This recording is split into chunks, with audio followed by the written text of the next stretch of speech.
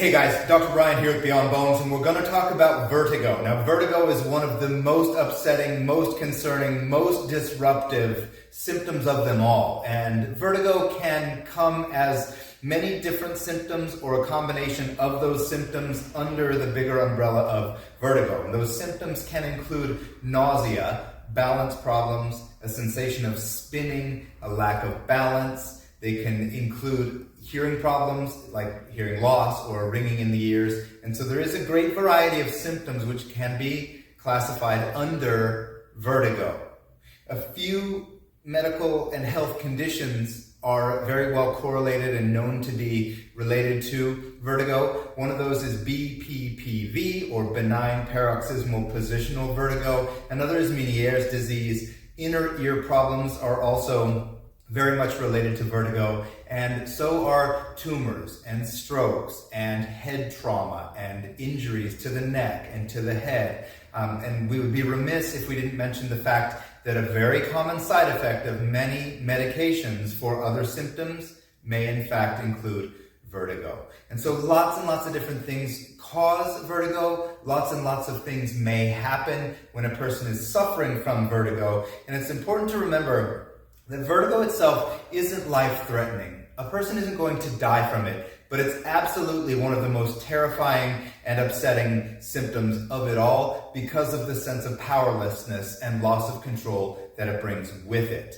Now, here at Beyond Bones, we're very, very well equipped to handle vertigo, to help with vertigo in many, many cases. And there's a few reasons for that. First of all, when a person comes in with vertigo as their chief complaint, it's very, very important that we have them move through our thorough evaluation process. And that always starts with a conversation where we get to know the person. We get to know what possible causes and, instigating factors there may be in that person's life when it comes to vertigo, what traumas or accidents they've had. That conversation sets us up to understand what may be causing the vertigo and what we need to do to get it corrected. And in many cases, after that conversation, that history part of the evaluation, we'll do more physical exam type things. That can be some chiropractic and some orthopedic type exams to check and see how well the person's spine is moving and to assess other causes of vertigo. And that's likely to include seeing x-rays of the person's neck or cervical spine. If the neck is out of alignment, that can be putting pressure and stress on some of the relevant nerves, leading to those vertigo symptoms. And getting a clear picture of the person's overall health and their case and the problem as it's affecting now and their goals for the future, that's the first step. The second is getting those causes corrected, because that's the way we take care of the vertigo, not just for now, but for the future, for the long term. So this doesn't keep happening again and again and again, and so that you can go on living a normal and healthy and happy and productive life the way that you deserve. Chiropractic adjustments are a manual way of restoring balance and ease to a person's body and nervous system by correcting the positioning of the spinal bones, which may have been lost due to the different stresses in that person's life. So the chiropractic adjustment is a very, very important and foundational way of getting rid of vertigo in many, many cases.